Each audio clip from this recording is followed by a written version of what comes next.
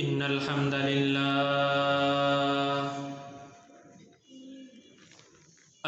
لله نحمده ونستعينه ونستغفره ونؤمن به ونتوكل عليه ونعوذ بالله من شرور أنفسنا ومن سيئات أعمالنا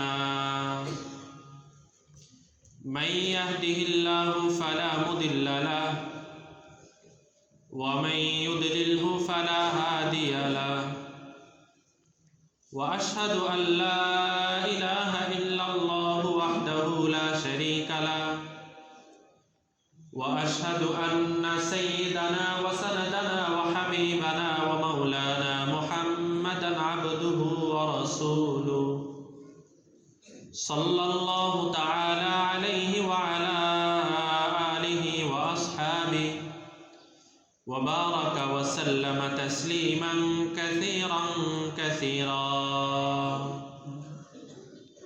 أما بعد فأعوذ بالله من الشيطان الرجيم بسم الله الرحمن الرحيم وما جعلنا الرؤيا التي أريناك إلا فتنة للناس والشجرة الملعونة في القرآن ونخوفهم فما يزيدهم إلا طغيانا كبيرا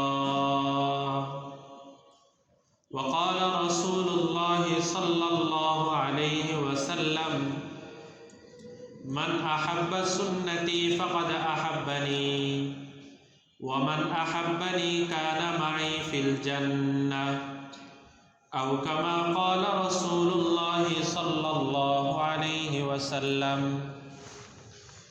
اللهم بارك لنا في رجب وشعبان وبلغنا رمضان اللهم صل على محمد وعلى آل محمد كما صليت على إبراهيم وعلى آل إبراهيم إنك حميد مجيد اللهم بارك على محمد وعلى آل محمد كما باركت على إبراهيم وعلى آل إبراهيم إنك حميد مجيد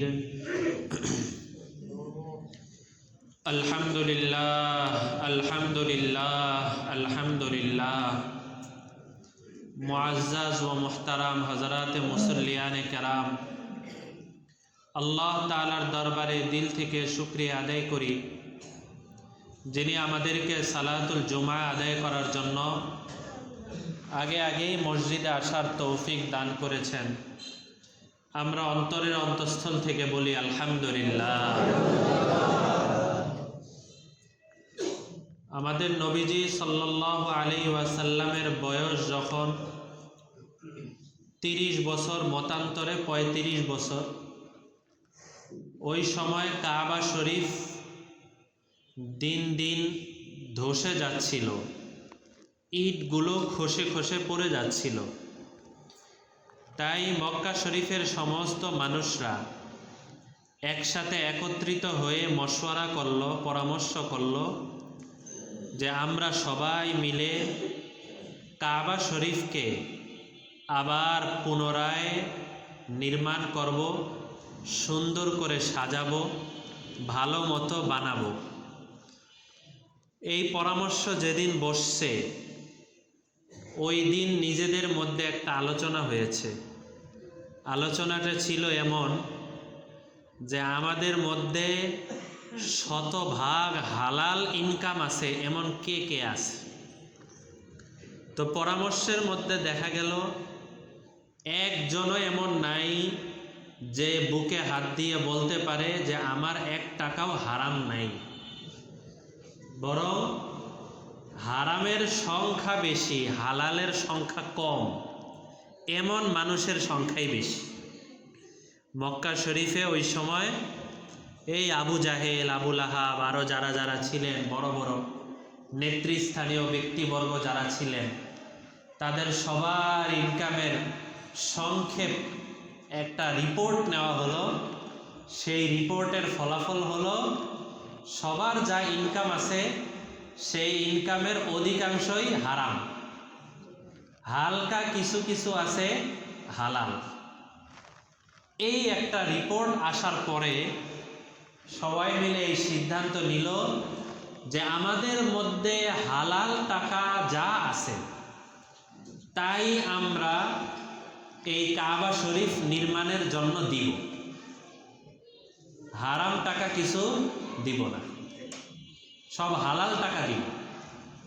এখন হালাল টাকা দেওয়ার পরে যদি সবাই হালাল টাকা দেয় তাহলে তো দেখা যায় হালাল টাকার পরিমাণ এত কম যে পুরা কাবা শরীফ মনে হয় নির্মাণ করা যাবে না।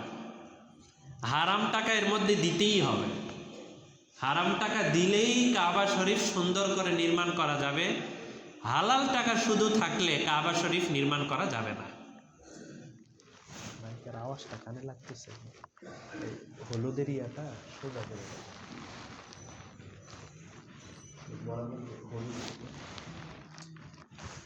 তো যখন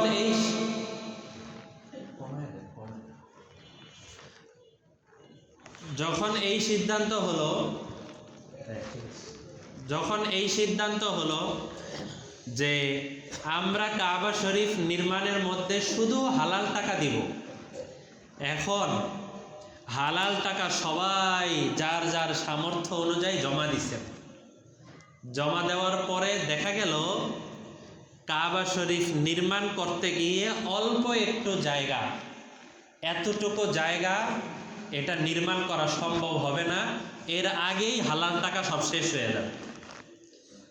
যেমন আমাদের এই মসজিদ দ্বারা যদি উদাহরণ দেই, তাহলে এই পাশ থেকে নির্মাণ শুরু করলে হয়তো এই পর্যন্ত নির্মাণ করা যাবে, এরপরে আর নির্মাণ করা যাবে না, টাকায় হবে না।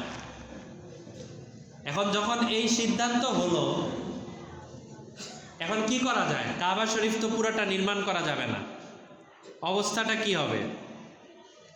তখন সবাই মিলে সিদ্ধান্ত হলো, আমাদের নবীজি তো তখনও নবুয়ত প্রাপ্ত হন নাই, যে যতটুকু আমরা পারি অতটুকুই আমরা হালাল টাকা দিয়ে পুরা কাবা শরীফ বানাবো, আর যতটুকু আমরা পারবো না অতটুক জায়গা আলাদা চিহ্ন দিয়ে রাখবো, যে এই জায়গাটার মধ্যে আমাদের উচিত ছিল কাবা শরীফ বানানো, কিন্তু আমরা বানাতে পারি নাই, আমাদের দুর্বলতার কারণে বানাতে পারি নাই, এই জায়গাটা চিহ্ন দিয়ে রাখলাম, এটা কাবা শরীফেরই অন্তর্ভুক্ত। পরবর্তীতে এই জায়গার নাম দেওয়া হয়েছে হাতিমে কাবা, কাবার হাতিম। এখন পর্যন্ত ওই জায়গার মধ্যে আলাদা বড় করে চিহ্ন দেওয়া আছে।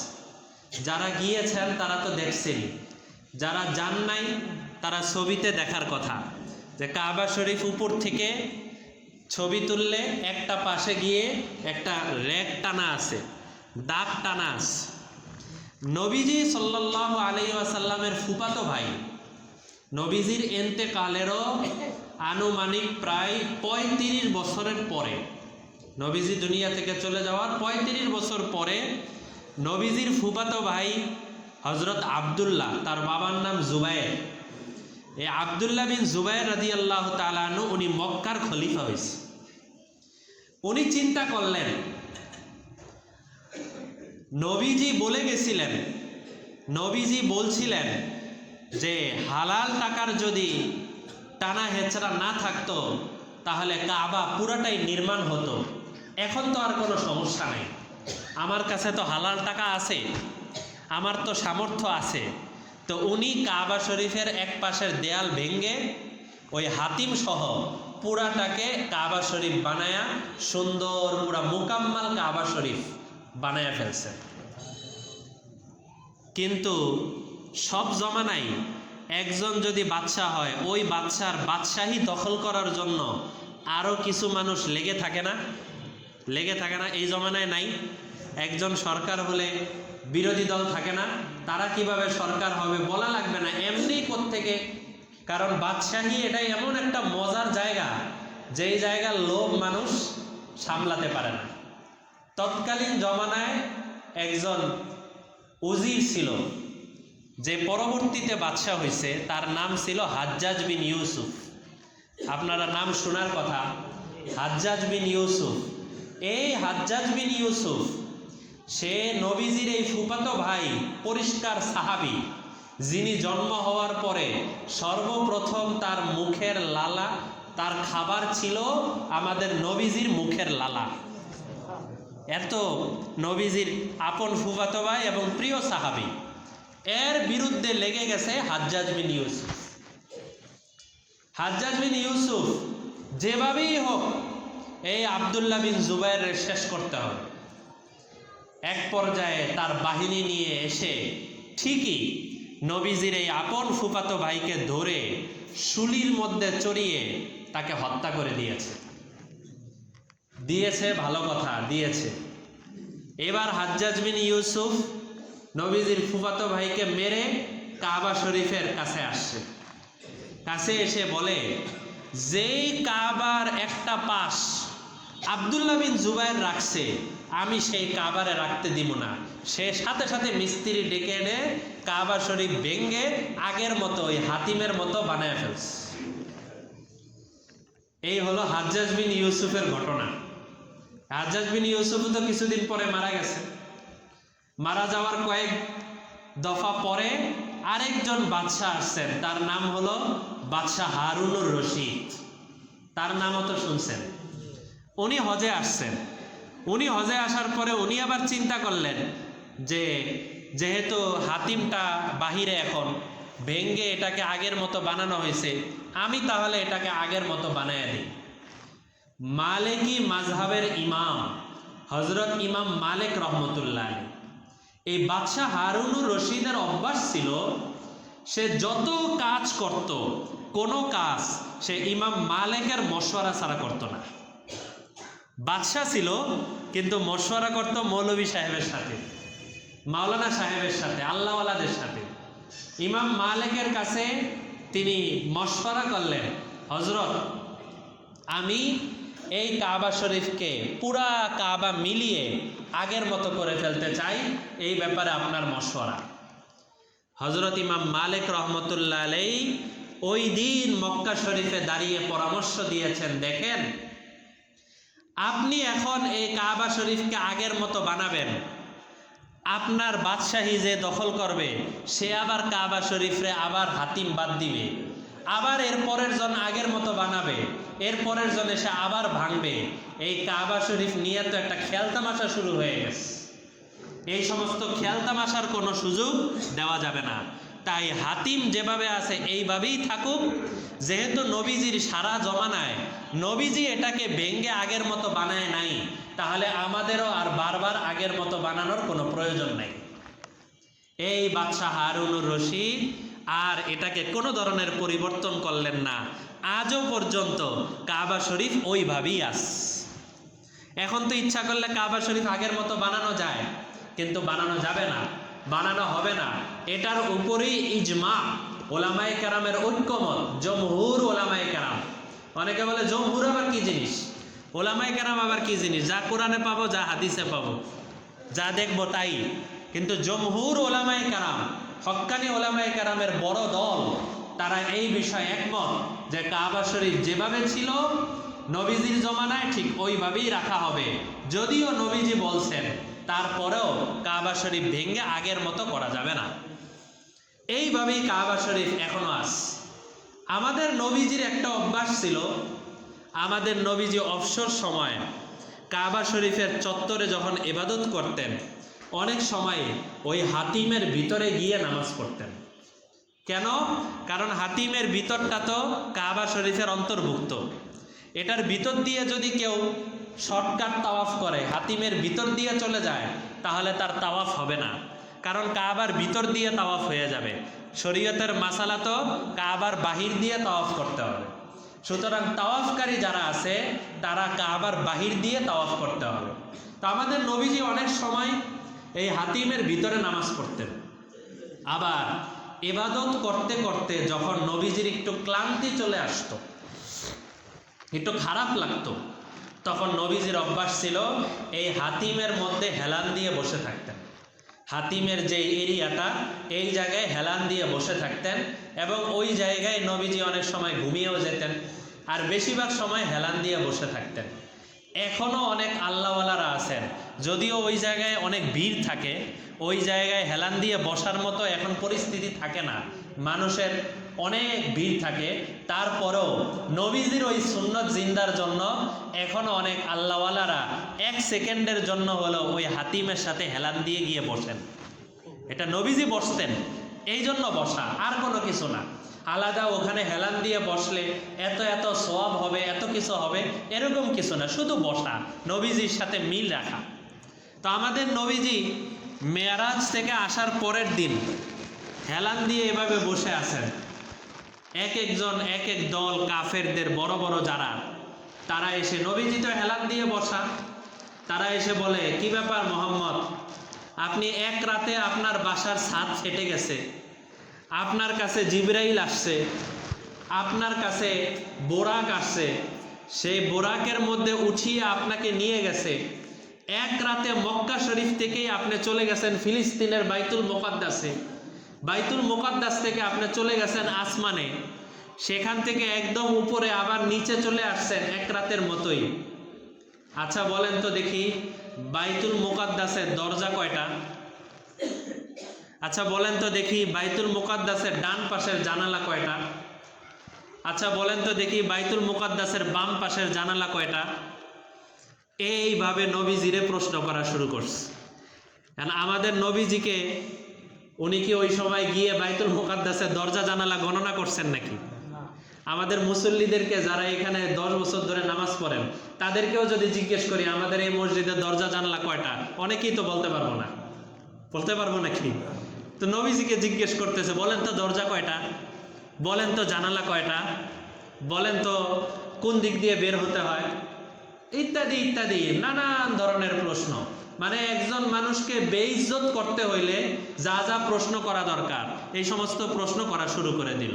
তো নবীজি তো হেলান দেওয়া হাতিমের মধ্যে, যে হেলান দিলে তো মানুষের মাথাটা একটু উঁচা হয়ে থাকে, আর সামনে তো কাবা, সামনে তো ওই মক্কার কাফেররা বসা। তো নবীজি তো এইভাবে মাথা উঁচু করে আছেন, হঠাৎ করে তাকিয়ে দেখেন জিবরাইল আলাইহিস সালাম পুরা বাইতুল মুকাদ্দাস হাতে নিয়ে নবীজির সামনে নিয়ে আসছে। নবীজি তাকায় তাকায়, 1টা 2টা 3টা 4টা 5টা 10টা জানালা আছে, 2টা দরজা আছে, এদিক দিয়ে বাইর হওয়া যায়, এদিক দিয়ে বের হওয়া যায়, এদিক দিয়ে ঢোকা যায়, ইত্যাদি ইত্যাদি যা যা বলা দরকার এই সব কিছু নবীজি ডিটেলস বাইতুল মুকাদ্দাসের সব কিছু নবীজি ওই সময় বলে দিলেন। আল্লাহ তাআলা আমাদের নবীজিকে আসমান থেকে এইভাবে সাহায্য নাজিল করতেন। আল্লাহর ঘোষণা, কিয়ামত পর্যন্ত যেই উম্মতরা প্রতি কাজে কাজে নবীজিকে অনুসরণ করতে পারবে, আল্লাহ ওদের জীবনেও এইভাবে সাহায্য নাজিল করবেন। বহু মানুষ এমন আছে যারা সুন্নত তরিকায় চলাচল করেন, নিয়মিত যেভাবে ঘুম থেকে ওঠা দরকার ওইভাবে ঘুম থেকে উঠেন, একেবারে যেভাবে ঘুমানো দরকার ওইভাবে ঘুমান, তাদের জীবনের রুটিনটাই নবীজির জীবনের রুটিনের মতো। তো দেখা যায় এই মানুষগুলার শরীরে রোগ ব্যাধি কম হয়, আল্লাহ তাআলা অনেক ধরনের রোগ ব্যাধি থেকে তাদেরকে হেফাজত করেন। কেন? নবীজির সুন্নত এশার নামাজের পরে খুব লম্বা সময় না জাগ্রত না থাকা। যদি দিনই কথাবার্তা হয়, দিনই আলোচনা হয়, তাহলে ঠিক আছে, কিন্তু এশার নামাজের পরপর যত তাড়াতাড়ি পারা যায় নবীজি ঘুমিয়ে যেতেন। শেষ রাতে একটু তাড়াতাড়ি নবীজি ঘুম থেকে উঠতেন। আমরা যদি আমাদের রুটিনটা এইভাবে বানায় নেই, তাহলে দেখি দিনের বেলা আমার কাছে কতটা ভালো লাগে, আর রাতের বেলা আমি ঘুমাবো 12টার পরে গিয়ে, দিনের বেলা উঠবো গিয়ে অনেক পরে গিয়ে, তাহলে আমার মধ্যে ওই স্বতঃস্ফূর্ততা, ওই আগ্রহটা, ওই যেই শক্তি দরকার ওগুলো আমি পাবো না। কারণ নবীজির সুন্নতের মধ্যেই আসল মজা আছে। স্বাস্থ্যের ভালো অন্যান্য যত কিছুই বলেন সব কিছু নবীজির সুন্নতের মধ্যেই আছে। তা আমাদের নবীজি সব কিছু দেখে দেখে বলে দিলেন। রাস্তায় হযরত আবু বকরের সাথে দেখা কাফেরদের, বলে যে তোমার বন্ধু মোহাম্মদ সে বলে যে এক রাতেই নাকি অনেক জায়গায় ঘোরাফেরা করে চলে আসে। তখন আমাদের আবু বকর রাদিয়াল্লাহু আনহু বলছিলেন, না না, এরকম কথা তো বলার কথা না। এটা বলছেন প্রথম। 2 নম্বর, ওই কাফেররা বলতেছে আল্লাহর কসম মোহাম্মদ এই কথা বলে। তখন আবু বকর বলে, আল্লাহর কসম খেয়ে বলছো? তাহলে তো তোমরা মিথ্যা বলতে পারো না। তার মানে ওই জমানার কাফেররাও আল্লাহর কসম খেয়ে মিথ্যা কথা বলতো না। এমনি মিথ্যা কথা বললেও যখন আল্লাহর কসম চলে আসছে তখন আর মিথ্যা কথা বলতো না। এখন তো মুসলমানরাও কসম কসম করে করে মিথ্যা কথা বলে, তাই না? ওই জমানায় কাফেররা কসম করলে মিথ্যা কথা বলতো না। তো বললো আল্লাহর কসম খেয়ে বলছো? যেহেতু আল্লাহর কসম খেয়ে তোমরা বলছো আমার নবীজি এই কথা বলছেন, তাহলে আমি নিঃসন্দেহে এই কথা বিশ্বাস করে নিলাম। তখন বললে কিভাবে বিশ্বাস করলা? কিভাবে বিশ্বাস করলাম? বললে আরে নবীজি গেছেন, গিয়ে চলে আসছেন, এই সংবাদ বিশ্বাস করা তো সহজ।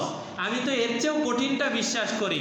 মুহূর্তে মুহূর্তে নবীজির কাছে আসমান থেকে লোক আসে, এসে সংবাদ দিয়ে আবার আসমানে চলে যায়।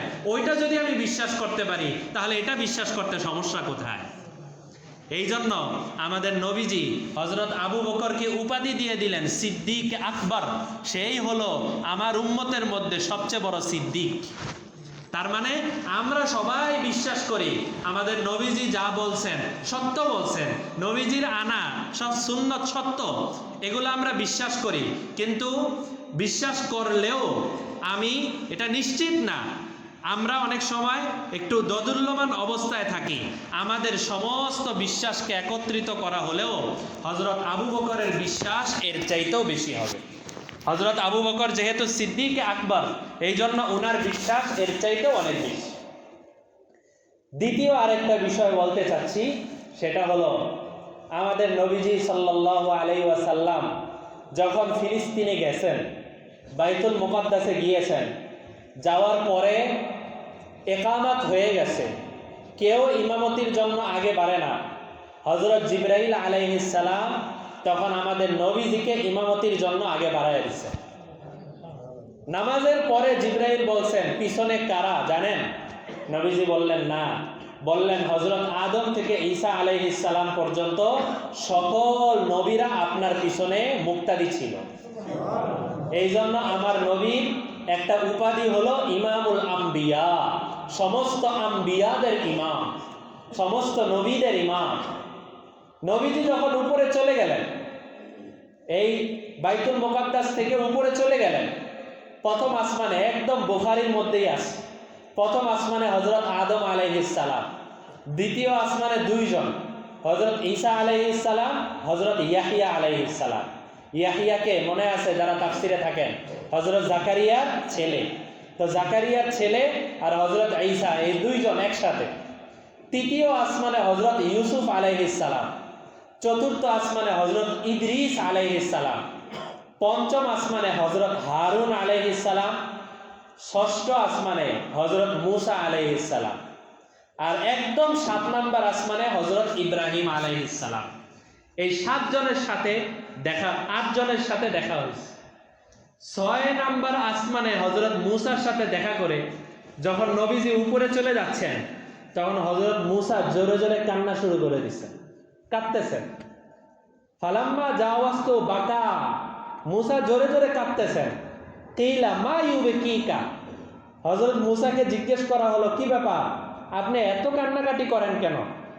বলল আমার পরে একটা লোক, একজন মানুষ, সে নবুয়ত প্রাপ্ত হয়েছে। আমি এত দাওয়াতের কাজ করে যতগুলো মানুষ জান্নাতের জন্য তৈরি করতে পারছি, এই মানুষটা তার চাইতে দ্বিগুণ দ্বিগুণ উম্মত নিয়ে সে জান্নাতে যাবে, এই দৃশ্য কল্পনা করে আমি কাঁদতেছি। আমাদের জন্য সৌভাগ্য যে আমরা নবীজির সাথে জান্নাতে যেতে পারবো, যে কারণে হযরত মুসা কান্না করছেন। কিন্তু তারপরেও যদি নিজের পায়ে নিজে কুড়াল মারি, নিজে যদি নিজেকে আমল থেকে দূরে রাখি, তাহলে তো কিছু করার নাই। এই সপ্তম আসমানে যাওয়ার পরেই ওই জায়গায় সূরা নাজম 27 পারার মধ্যে আছে, ওয়ান নাজমি ইযা হাওয়া, লম্বা সূরা। ওই জায়গায় আছে ইনদা সিদরাতিল মুনতাহা। সিদরা শব্দের অর্থ হলো বড়ই গাছ। মুনতাহা মানে শেষ সীমানা। তো বড়ই গাছ আবার শেষ সীমানা, ব্যাপারটা কি? দুইটা জিনিস দেওয়া হলো, একটা বড়ই গাছ আবার বলা হলো শেষ সীমানা। সিদরা বড়ই গাছ, নবীজি দুনিয়াতে আসার পরে বলেন আওরাকুহা কাআযানিল ফিল। ফিল মানে কি? হাতি। আমি দেখতে পাইলাম ওই বড়ই গাছের পাতাগুলো এক একটা পাতা হাতির কানের মতো বড়, এক একটা পাতা। আমি ভালো করে খেয়াল করলাম ওই পাতাগুলোর মধ্যে কিয়ামত পর্যন্ত আমার সমস্ত উম্মতের নাম ওই পাতাগুলোর মধ্যে লেখা আছে। তবে যেই পাতা দুনিয়া থেকে চলে যাওয়ার সময় হয়, ওই পাতা সবুজ থেকে আস্তে আস্তে হলুদ হয়ে যায়। যেদিন সে দুনিয়া থেকে চলে যাবে ওই দিন ওই 7 আসমানের উপরে ওই হলুদ পাতাটা, তার নাম লেখা যেই পাতাটা, সেই পাতাটা নিচে ঝরে যায় আর এদিক দিয়েও তার মৃত্যু হয়ে যায়। এই জন্যই যারা মারা যায় তাদেরকে বড়ই পাতার পানি দিয়ে গোসল দিতে বলা হয় না? ওই আকাশের বড়ই পাতার কথা খেয়াল করে জমিনের মধ্যে বড়ই পাতা দিয়ে গোসল দেওয়া হয়। তা আমাদের মধ্যে জানা নাই, আমাদের মুসল্লিদের মধ্যেও জানা নাই এই 2026 সালে আমাদের মধ্যে কার বড়ই পাতা হলুদ হয়ে আস। আমারও থাকতে পারে, আপনাদেরও কারো থাকতে পারে, কেউ না কেউ তো থাকবেই, কেউ না কেউ তো আছে। তো আমি তো আমার মতো খুব শক্তি সামর্থ্য নিয়ে দুনিয়ার পিছনে আর নির্বাচনের পিছনে এমনভাবে দৌড়াইতেছি, ওদিক দিয়ে আমার বড়ই পাতা যে হলুদ হয়ে আছে সেটার কোনো খবর আমার নাই, আমার কোনো খবর নাই। আমার ঝরার সময় চলে আসছে, যা কামাই করতে হবে এখনই কামাই করতে হবে। নির্বাচনে আমি দৌড়াদৌড়ি করি, আমি কোনো দল করি বা না করি, এক সময় না এক সময় এগুলা শেষ হয়েই যাবে। শেষ হয়ে যাবে না? আমি বলতেছি না যে দৌড়াদৌড়ি করা যাবে না, আমি বলতেছি যে আমাদের এই নির্বাচনের কারণে বহু আমলওয়ালা মানুষের আমলগুলা নষ্ট হয়ে যাচ্ছে। এই পরিমাণ গীবত, এই পরিমাণ শেকায়াত, এই পরিমাণ বিভিন্ন ধরনের দুর্নীতি, বিভিন্ন জায়গায় বিভিন্ন ধরনের গুনাহের কাজ করতেছি, অথচ দেখা যায় যে আমার বড়ই পাতা তো হলুদ হয়ে আসে। যেদিন আমাদের অন্তর্বর্তীকালীন সরকার গঠন হইল, এর 3 মাস পরেই তো একজন উপদেষ্টা মারা গেছে, মারা যান নাই? 3 মাস পরে তো উপদেষ্টা তো খুশি, আমি উপদেষ্টা হয়ে গেছি কোনো ধরনের পরিশ্রম ছাড়া, ওদিক দিয়ে তার বড়ই পাতা তো হলুদ হয়ে আস। তা আমাদের মধ্যেও অনেক মানুষ এমন আছি যাদের বড়ই পাতা, আমার পাতাটা হলুদ হয়ে আস। তা আমরা যদি সবাই মনে করি যে আমার নামে যেই সিরাজ লেখা যেই পাতাটা, সেই পাতাটা হলুদ হয়ে আছে, তাহলে আমি কি অন্যদিকে মন দেওয়া যাবে? আমার গুনাহের দিকে মন দেওয়া যাবে? যাবে না। তো 7 নাম্বার আসমানে হযরত ইব্রাহিম আলাইহিস সালাম তখন বললেন, হে মুহাম্মদ, শুধু মুহাম্মদ বলেন নাই, সাথে সাথে বললেন হে আমার প্রিয় পুত্র, বিল ইবনি সালেহ, হে আমার নেককার ছেলে, শোনো, তুমি তো দুনিয়ায় যাবা, যাওয়ার পরে তোমার উম্মতকে আমার পক্ষ থেকে একটা সংবাদ দিয়ে দিও। আলহামদুলিল্লাহ, আল্লাহ রসুল এসে ইব্রাহিম আলাইহিস সালামের পক্ষ থেকে ওই সংবাদ আমাদের কাছে দিয়ে দিছে। কি সংবাদ? যে তোমাদের জাতির পিতা 7 নাম্বার আসমানে আমি যাওয়ার পরে আমাকে বলছে যে তোমার উম্মতকে জানায় দিও, জান্নাত হলো এমন একটা জায়গা, যেই জায়গাটা হলো খোলা ময়দান। খোলা ময়দান, এই জায়গাটা মরুভূমির মতো। এই জায়গার মধ্যে অনেক দানা বুনতে হবে, অনেক বীজ বপন করতে হবে। বলে দিলেন জান্নাতের বীজ কি তোমরা জানো? জান্নাতের বীজ হলো 4টা জিনিস।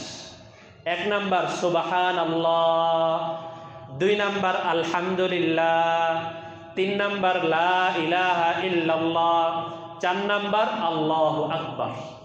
এই 4টা বীজ হযরত ইব্রাহিম আলাইহিস সালাম আমাদের জন্য দিয়ে দিয়েছেন। এই জায়গায় বসে বসে সুবহানাল্লাহ পড়ব, আর জান্নাতে এক এক জায়গায় এক একটা বীজ লাগতে থাকবে। এই জায়গায় আলহামদুলিল্লাহ পড়ব, জান্নাতে বীজ লাগবে। এই জায়গায় লা ইলাহা ইল্লাল্লাহ পড়ব, জান্নাতে বীজ লাগবে। এই জায়গায় আল্লাহু আকবার পড়ব, জান্নাতে বীজ লাগবে। এই জন্য আমাদের অনেক বুজুর্গানে দ্বীনরা ওনারা বলতেন যে এই জিকিরগুলো সুবহানাল্লাহ, আলহামদুলিল্লাহ, লা ইলাহা ইল্লাল্লাহ, এই জিকিরগুলো এটা আলাদা নিজের মধ্যে রুটিন বানিয়ে নেওয়া। হ্যাঁ, একটা হলো আমি যখন সময় পাইলাম তখন পড়লাম, এটা ভালো, এটা খারাপ না।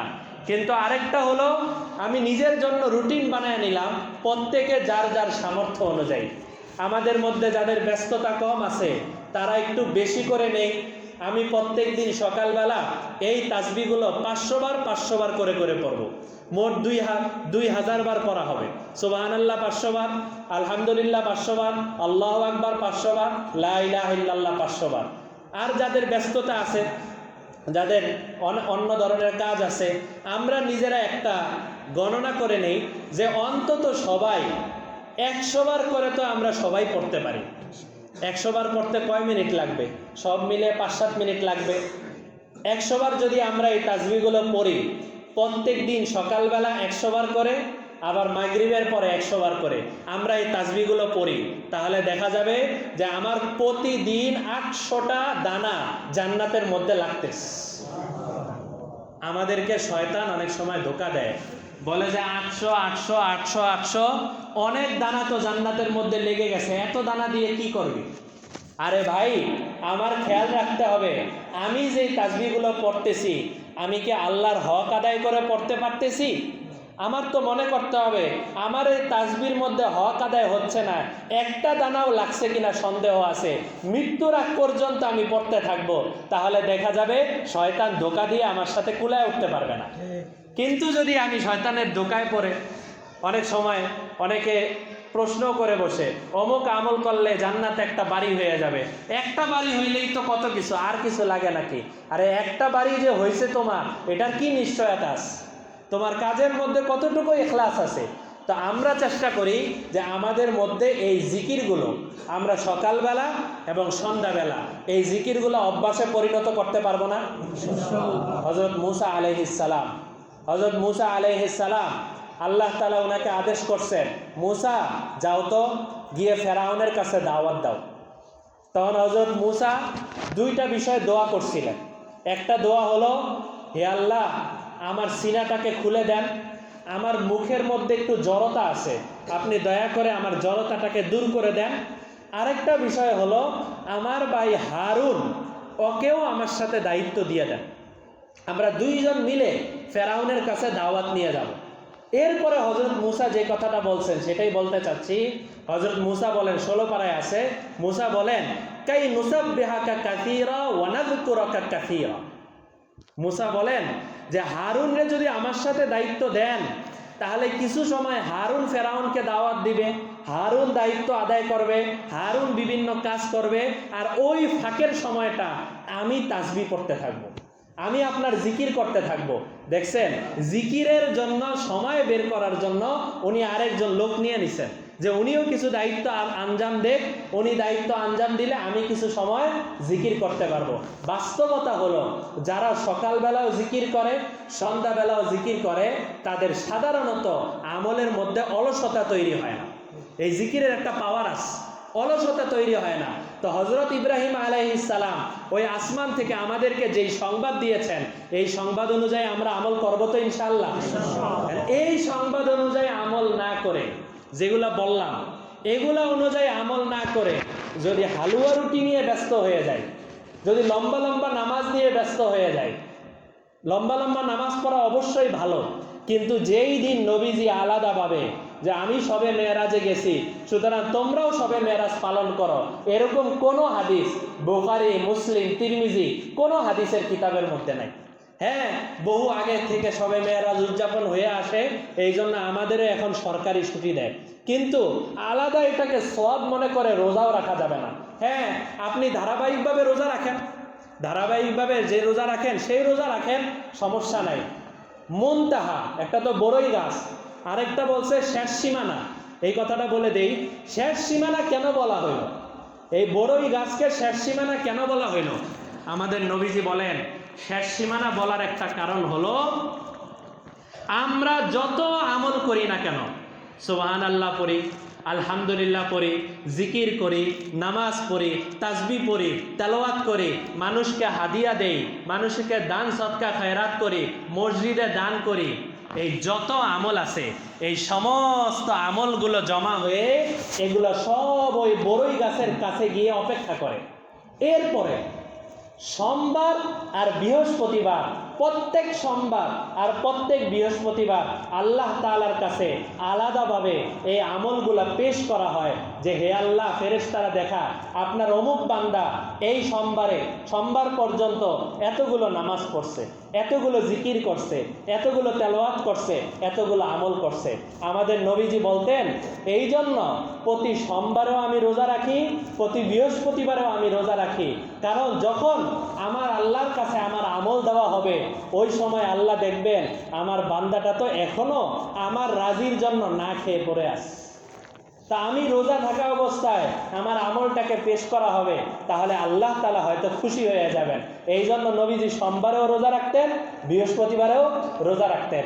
তো আমরা মেরাজ থেকে যেটা নবীজি আমাদেরকে পিওর জিনিস নিয়ে আসছেন সেটার উপরে আমরা আমল করি। এগুলা থেকে মুখ ফিরায় নিয়ে নিজেদের বানোয়াট কিছু জিনিস যদি আমরা আমল করি তাহলে তো এটা কাঙ্ক্ষিত লক্ষ্যে পৌঁছা সম্ভব না। আল্লাহ তাআলা আমাদের সবাইকে সহি কথাগুলো বোঝার এবং আমল করার তৌফিক দান করেন।